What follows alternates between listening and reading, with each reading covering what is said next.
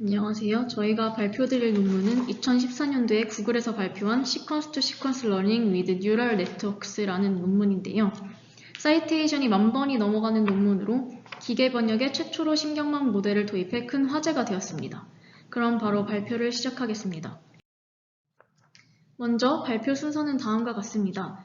본 논문에서 제안한 모델이 등장한 배경과 논문을 이해하기 위한 백그라운드 지식부터 구체적인 방법론과 결과까지 순서대로 설명드리겠습니다. 제안된 모델에 대해 간략하게 설명을 드리자면 시퀀스 투 시퀀스는 아까 말씀드렸던 것 같이 최초의 신경망 기반의 기계 번역 모델이고요. 멀티레이어드 LSTM을 사용하는 시퀀스 러닝 방법입니다. 첫 번째 LSTM은 입력 시퀀스를 고정된 길이의 벡터로 매핑하고 두 번째 LSTM을 통해 매핑한 벡터를 타겟 시퀀스로 디코딩하게 됩니다. 이 방법은 통계 기반 기계 번역 방법보다 더 좋은 성능을 낸다고 합니다. 시퀀스 투 시퀀스가 등장하게 된 배경을 보면 DNN이 임의의 병렬 계산이 수행에 가능해 음성인식 및 객체인식과 같은 어려운 문제에서 우수한 성능을 내고 있어 기계 번역에 적용하려는 시도가 있었습니다. 하지만 DNN은 입출력 크기가 정해져 있다는 단점이 있었는데요. 우리는 정해지지 않은 길이로 말하기 때문에 DNN을 시퀀스 투 시퀀스 매핑에 사용하는 것이 불가능했습니다. 이러한 DNN의 문제점을 극복하기 위해 등장한 알고리즘이 바로 RNN입니다. RNN은 히든 노드가 방향을 가진 엣지로 연결돼 순환 구조를 이루는 모델인데 음성, 문자 등 순차적으로 등장하는 데이터 처리에 적합한 모델로 알려져 있습니다. 아래의 그림에서 볼 수 있듯이 시퀀스 길이에 관계없이 인풋과 아웃풋을 받아들이는 네트워크 구조이기 때문에 입력 간의 순서를 알고 있기만 하면 필요에 따라 다양하고 유연하게 시퀀스 투 시퀀스 매핑이 가능하다는 장점을 가지고 있습니다. 하지만 은닉층의 과거의 정보가 마지막까지 전달되지 못해 학습 능력이 크게 저하되는 장기 의존성 문제가 있습니다. RNN의 장기 의존성 문제를 해결하기 위해 고안된 것이 바로 LSTM입니다. LSTM은 RNN의 히든 스테이트에 셀 스테이트를 추가한 구조입니다. 셀 스테이트는 일종의 컨베이어 벨트 역할을 하고 이전 단계의 정보를 메모리 셀에 저장하여 과거의 내용을 얼마나 잊을지 곱해준 후에 현재의 정보를 더해서 다음 시점으로 정보를 전달합니다. 덕분에 스테이트가 꽤 오래 경과하더라도 이렇게 과거의 정보를 활용할 수 있어 긴 문장에도 로버스트합니다. 하지만 여전히 다양한 길이의 시퀀스에 적용하기에는 한계가 있습니다.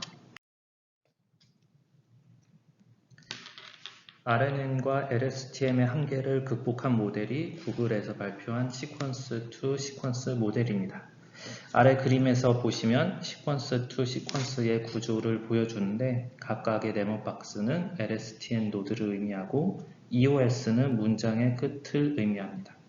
EOS는 end of string의 약자인데 문장의 끝을 지시하는 특수한 벡터입니다. EOS를 사용함으로써 가변형의 입력과 가변형의 출력을 지원하는 것이 시퀀스 투 시퀀스의 특징입니다.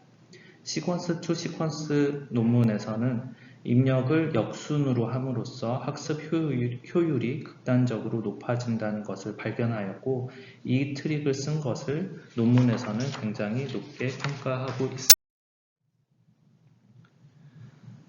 시퀀스 투 시퀀스는 RNN과 LSTM을 거쳐 발전된 아키텍처입니다.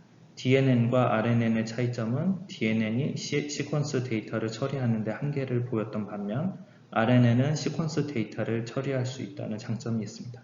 논문에서는 RNN의 구조를 이전의 히든 레이어 H를 계산하는 부분과 H를 사용해 결과값 Y를 계산하는 부분으로 나눌 수 있습니다. RNN의 특징은 모든 노드가 웨이트 값을 공유한다는 데 있고 이 특징은 LSTM과 시퀀스 투 시퀀스까지 이어집니다. RNN의 단점은 앞서 말씀드린 것처럼 가변형 데이터를 처리할 수 없다는 것과 길이가 긴 시퀀스 데이터를 처리할 때 그레디언트 베니싱 문제가 심각해서 학습이 제대로 되지 않는다는 점입니다. 시퀀스 투 시퀀스는 EOS라는 특수한 벡터를 사용해 가변형 데이터의 문제를 해결하였고 RNN이 아닌 LSTM 노드를 활용하여서 그레디언트 베니싱 문제를 우회하였습니다. LSTM은 RNN이 가지고 있는 그레디언트 베니싱 문제를 해결한 모델입니다. 셀 스테이트를 그 다음 노드로 넘기고 포겟 게이트와 메모리 게이트를 활용해서 롱텀 메모리를 유지하는 것이 특징입니다. 시퀀스 투 시퀀스는 LSTM의 모델에서 약간의 트릭을 사용하여 학습의 효율을 극단적으로 높였습니다. 바로 입력하는 벡터의 순서를 역순으로 입력하는 것인데 A, B, C를 입력해야 하는 시점에 C, B, A를 입력해 훈련시키는 것입니다. 입력 순서를 역순으로 하면 A와 가장 연관이 큰 W의 거리가 가까워지기 때문에 W로부터 생성된 미분값이 A로 바로 전달됨으로써 학습 효율이 높아진다고 합니다. 논문에서는 이렇게 입력 순서를 역순으로 하는 트릭을 이제 중요한 발견이라고 소개를 하고 있습니다.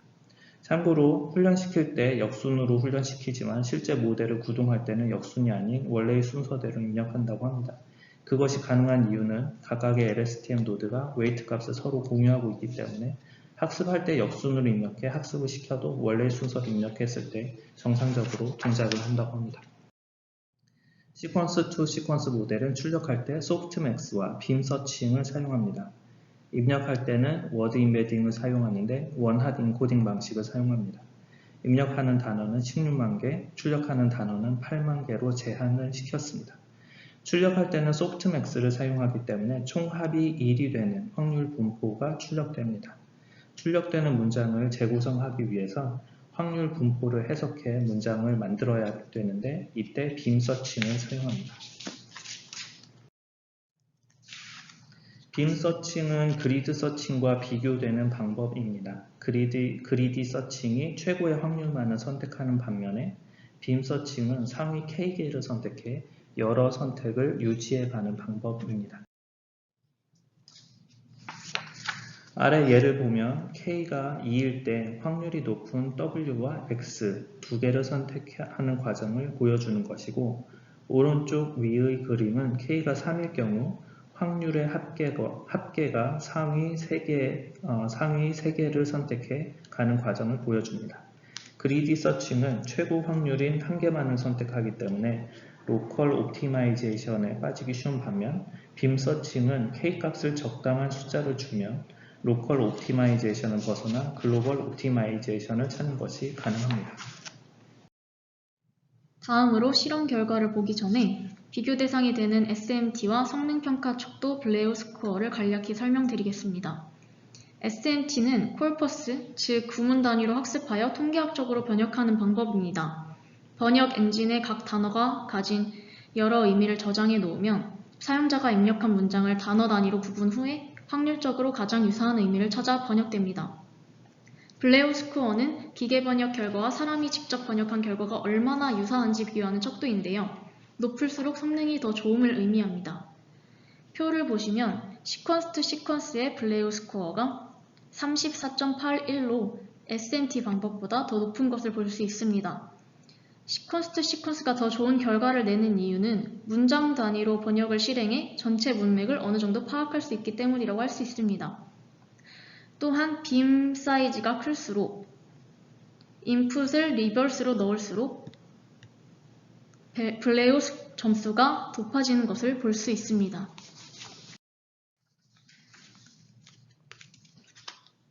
다음 그림은 각 문장들에 대해 LSTM 문익층의 결과를 바탕으로 PCA로 클러스터링한 것인데 유사한 의미를 가진 문장들은 가깝게 클러스터링 된 것을 확인할 수 있습니다. 또한 문장의 어순에 따라 다른 값들을 가진다는 것을 확인할 수 있는데요. 단어의 의미 단위로 조밀하게 모여 있고 능동태, 수동태 단위의 영향도는 거의 없음을 확인할 수 있습니다. 결론적으로 시퀀스 투 시퀀스는 제한된 보캐블러리를 가지고 딥 LSTM을 사용하여 기존의 SMT 기반의 번역 성능을 뛰어넘는 방법입니다. 시퀀스 투 시퀀스는 소스 문장의 순서를 뒤집어 인코딩하여 단기 의존성 문제를 해결했고 매우 긴 문장의 번역에서도 좋은 성능을 내고 있습니다. 이상으로 발표를 마치겠습니다. 들어주셔서 감사합니다.